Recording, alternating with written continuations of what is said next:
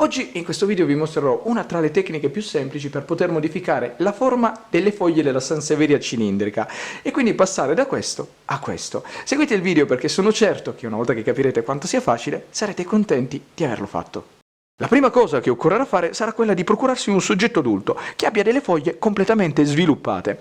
Esistono in commercio davvero tante varietà di questa pianta che possono essere leggermente più piccine o un pochettino più grandi. La scelta di una anziché dell'altra sarà dettata puramente da un vostro gusto personale, perché ai fini dell'esperimento usarne una piuttosto che un'altra sarà completamente indifferente. Trovata la pianta, da questa occorrerà prelevare 3 foglioline che abbiano 3 caratteristiche, quindi che siano completamente sviluppate, ovvero che non siano in una fase di crescita ancora, che abbiano più o meno tutte e 3 la stessa altezza, ma cosa più importante, che siano sane, quindi che non presentino funghi, muffe o batteri.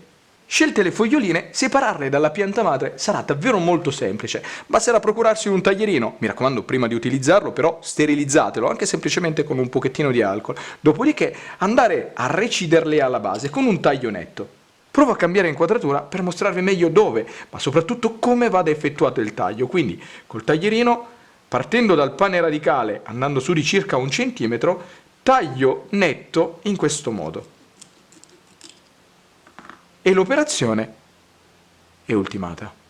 E alla fine dei tagli, questo è ciò che si è ottenuto, quindi 3 foglioline perfettamente uguali, una alle altre. Reperite le foglie, occorrerà procurarsi 4 bastoncini lunghi più o meno 8 cm, 2 pezzettini di fil di ferro ed un elastico e procedere in questo modo. Semplicemente prendere uno dei bastoncini, andare a posizionare su questo le foglie, poi prendere un fil di ferro, metterlo sotto il bastoncino, prendere l'altro fil di ferro, metterlo sotto il bastoncino, in questa maniera, dopodiché prendere un altro bastoncino, chiudere e semplicemente chiudere il tutto con il fil di ferro, in questa maniera.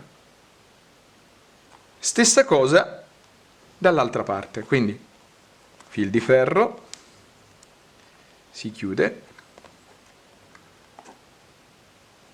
e si stringe. Non vi preoccupate se avrete qualche difficoltà all'inizio, perché effettivamente non è un'operazione proprio semplicissima, sino che non si prende un po' di manualità. Alla fine questo è il risultato, quindi delle foglie completamente immobilizzate da 2 rametti che fungono da vera e propria morsa. E una volta bloccati si potranno intrecciare. Considerate che questi 2 bastoncini volendo si potranno utilizzare per evitare che si avvicinino troppo una foglia all'altra, mettendoli alla base, però se avrete stretto questi 2 bastoncini questi altri non serviranno, quindi semplicemente intrecciare in questo modo. Non stringete troppo la treccia perché sennò rischierete di letteralmente rompere le foglioline e quindi rovinare tutto il lavoro. E alla fine, quando avrete terminato di intrecciarle, semplicemente bloccare l'apice, quindi questo, con l'elastico.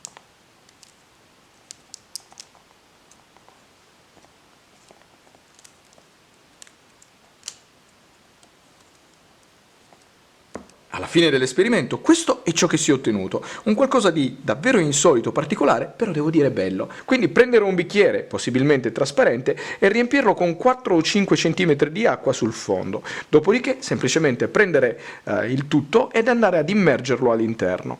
Poi posizionare il bicchiere in un punto dove prenda molta luce, ma mi raccomando non i raggi del sole diretti, e lasciare il tutto immerso in acqua sino a che nelle parti basali, quindi nel punto di taglio, non inizino a crearsi le prime radici. Solo a quel punto si potrà spostare il tutto in terra.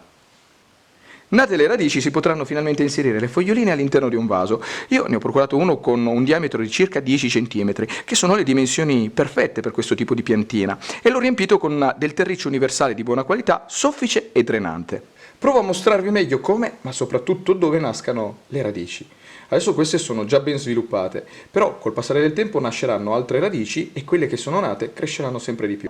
Questi legnetti non comprometteranno in alcun modo la crescita e lo sviluppo della pianta e per assurdo daranno più stabilità alla piantina una volta messa all'interno del terreno.